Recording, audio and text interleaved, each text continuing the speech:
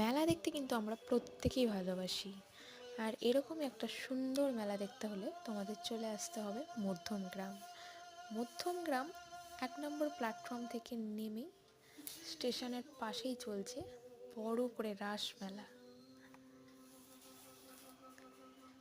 এই মেলাতে আসলে তোমরা স্বল্প দামে তোমাদের ঘর সাজানোর সামগ্রী, খেলনা এগুলো পেয়ে যাবে।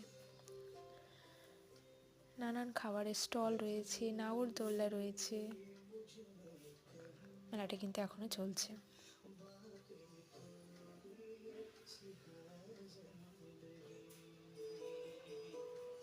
100 টাকা মূল্যে পেয়ে যাবে মেয়েদের নানান রকম সাইড ব্যাগ রয়েছে।